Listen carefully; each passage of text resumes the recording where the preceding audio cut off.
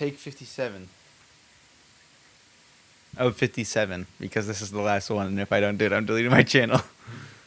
What do you mean, no? You would not do that.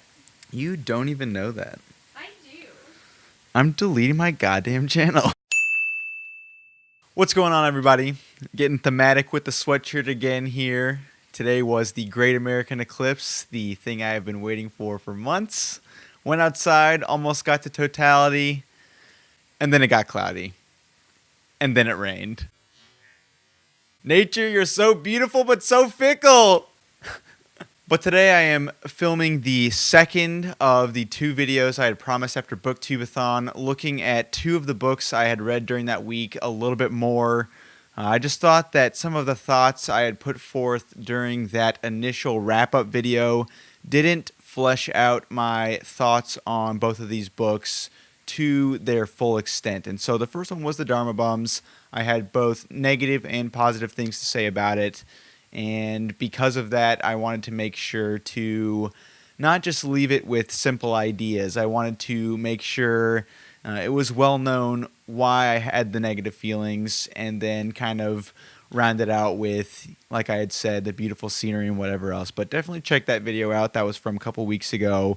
But today is about the one novel that multiple people had asked for a longer video on during that wrap up. And a buddy of mine is also planning on reading this soon, so I hope that this video will influence any of you that haven't taken the leap into this yet to actually go for it. But today I'm talking about the legendary graphic novel Watchmen. Who watches The Watchmen? Who does watch The Watchmen? No one knows. No one knows? I know. Watchmen is set in 1985 in New York City. It's an alternate reality where there were actually superheroes that came about in 1938, and they influence history so much that some key events in American history were totally changed. Some notable examples being Nixon got away with Watergate, and subsequently he became essentially the American dictator. He got rid of the constitutional amendment that was regarding presidential terms, and he ended up being president all the way until 1985. And if you think when he first got into office in 1969, that's quite a long time. And another thing, the Americans won the Vietnam War, and regardless of all of that, the Cold War is still going on, but tensions are very, very high. Now, you may think having superheroes in society sounds like a pretty ideal situation there, but actually there was an act in 1977 called the Keene Act that outlawed superheroes. So you can see that there was some tension in society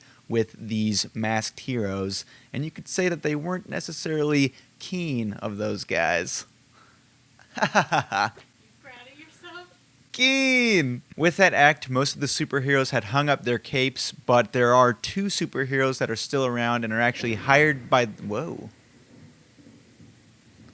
That was some thunder. Thunder. With that act, most of the superheroes had hung up their capes, but two superheroes were actually hired by the government because their services were still needed. And one of those was Dr. Manhattan, who I'll get to a little bit later, and the other one is the comedian, who actually starts out the novel. By dying.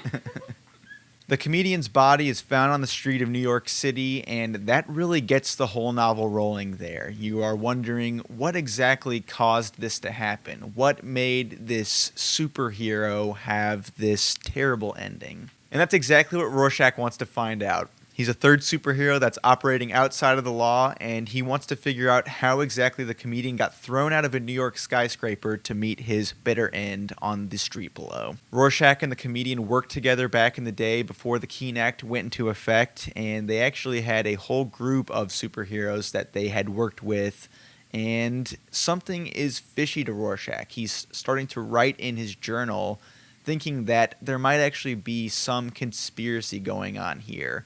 Are people targeting these heroes from the past, what do they actually have to gain by killing the comedian? And there you go down the rabbit hole into one of the most mind-bending stories you could read. It goes in every single direction. Every single piece that you read in here is significant later on. It's a novel that takes multiple readings to fully grasp what is going on in every single scene, and I just can't recommend it enough. One of the things that really drew me into the story is the focus on morality. There's never any character that's completely good or completely bad. You learn about the history of these superheroes and the fact that they did have these enemies in the past, and you think that that's kind of how it's going to play out. It's that classic trope of the superhero comic where this arch enemy is looking to get revenge on all of their rivals from that time period. But then you get farther on into the story, and these heroes are going back to these villains and getting tips on what exactly is going on. You know, they're trying to figure out why these heroes are getting killed, and they're just following all these clues, and these villains end up being key components on them solving the mystery overall. By the time you get to the end of the book, you don't know what to think about a lot of these characters. There are some that you thought were totally great people, and you get to the end and they've flipped that completely. And though there are still reasons for what they're doing, you can't believe that they have shifted that much over time. And I think that that is the best part. There's no black and white line. It's always a very gray middle. And that's what makes the characters so compelling. There's Rorschach, like I've already mentioned, who does see the world in a black and white, even though he has some morals that are a little questionable. But he has this frequent saying of "never compromise," and that follows him through the entire novel. And when it gets to the end, it's a huge factor to what his fate is. No compromises. And then there's also Dr. Manhattan that I mentioned earlier. He is somebody that is actually a superhuman. We say superhero where we think of Superman and the Green Lantern, that they all have these supernatural abilities, but in Watchmen, these superheroes didn't have any special abilities. They were all just people that put on masks for their various reasons. Not all of them are in it just to, fight evil. Some of them are in it for money. Some of them are in it for fame. But Dr. Manhattan ends up in an accident that grants him godlike abilities. He's able to see time very fluidly. It's nothing that's linear for him. He sees everything. He kind of becomes an omnipotent character. But that doesn't mean he's this overall good. He has such a perspective on everything that these little details start to fall by the wayside with him. With humanity and all of these petty problems, they're just not problems to him. When you can see forever in both directions, everyday problems and petty disagreements really wouldn't mean anything. And I think that it's so fascinating when there are entire chapters that focus on him, where you can see his thought processes. And there's one in particular, I think it's chapter 4, where he starts to look at his own history, and it's not in a linear timeline. He sees it very fluidly. There's something that happens farther up toward the present. He goes back farther to the past with his father. He goes to the accident, but none of it plays out in the order that you think that it would. He just sees time differently from everybody else, and so he has a very different perspective than everybody else. And we could just stop there. A mind-bending plot, compelling characters, that sounds like a pretty solid read, but Watchmen even takes it past that, and it is so much more enjoyable because of that. When you look at interviews around the time Watchmen was released, Alan Moore, the writer, talks about the fact that when they were working on Watchmen, they wanted it to be this forward-thinking piece of work. They didn't want it to be like all of the comics that were coming out at the time. They wanted to really mess with the formula. They wanted to deconstruct it and try and do something that had never been done before. And you start to see a lot of these experiments in some of the later issues, like, for instance, in Chapter 5. It's very subtle, but when you look deeper into the structure of the chapter as a whole, you realize that the entire chapter is symmetrical. The chapter is titled Fearful Symmetry, and you see here at the beginning the fear of the issue is this red panel with this X.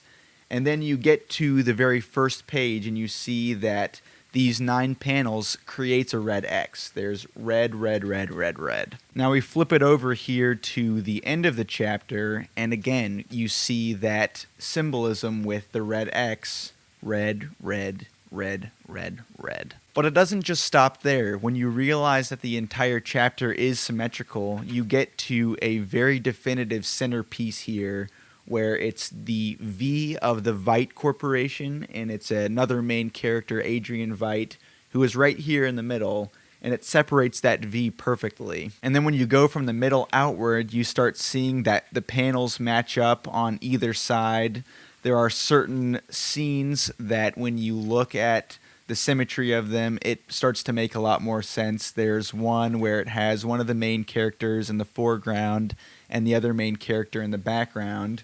You go to its symmetrical page, and the character who is in the background is now in the foreground, and the other one who was in the foreground previously is in the background. The panels that are symmetrical are often looking at the same exact character. So those that were looked at the very beginning are looked at the end, and those that are kind of in the middle of the first half are in the middle of the second half.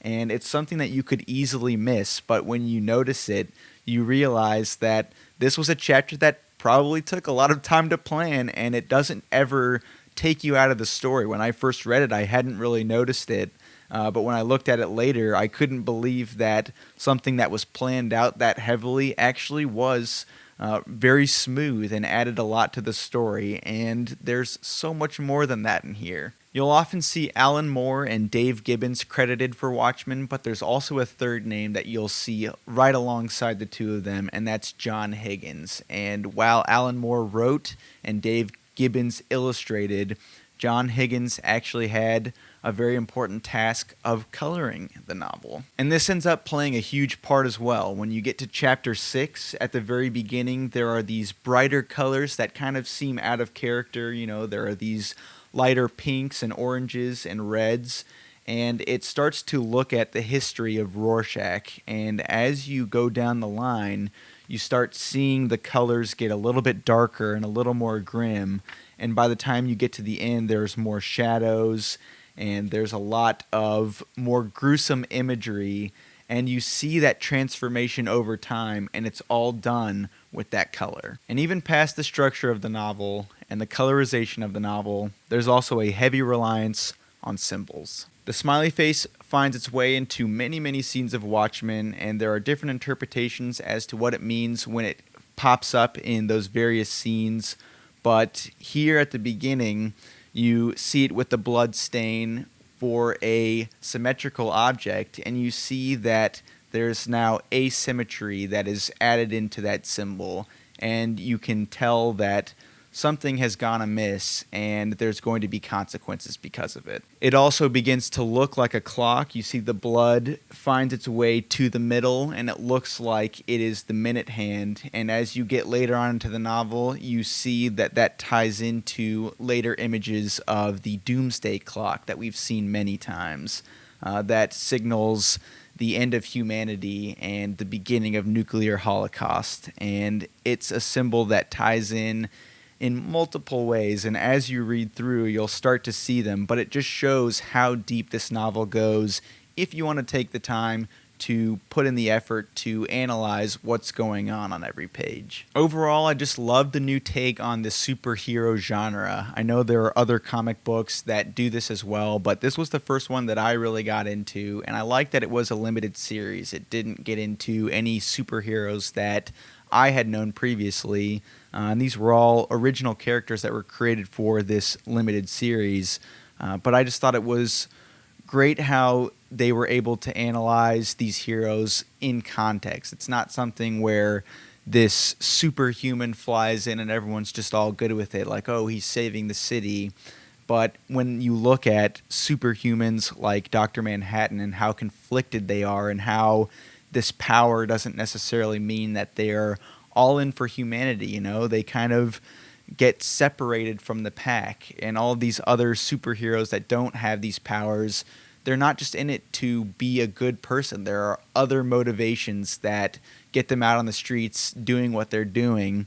And I thought that those analyzations were endlessly fascinating and endlessly rereadable as well. If you're planning on watching the movie, you should read this first. It is really good about taking scenes right out of the graphic novel and putting it on the screen, but because of the time frame that you have within the movie, things don't hit as hard. You don't get a lot of backstory as to why certain scenes are more important, but it is great for fan service if you have read it, where you recognize different people that weren't as big of a deal in the movie but had larger roles in the graphic novel.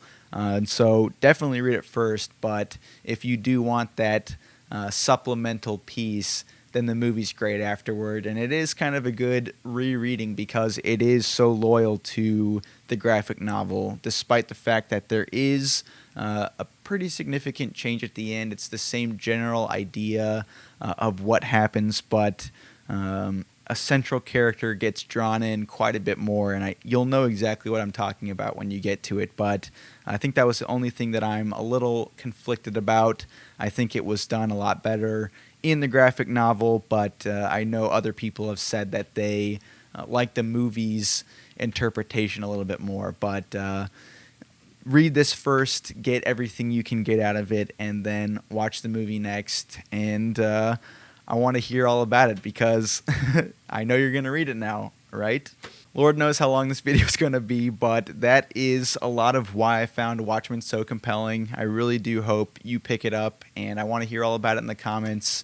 And that will be it for all of the Booktubeathon videos as well. I know it happened quite a while ago, but those were a couple books that I wanted to get my thoughts out more on, but I have more books down the pipeline. I'm still reading Mason and Dixon. I have a couple others that I'm picking up here pretty soon, but hope you enjoyed that, and I will look forward to chatting with you about more of those books in the future. Have a great week, and I'll catch you for the next video.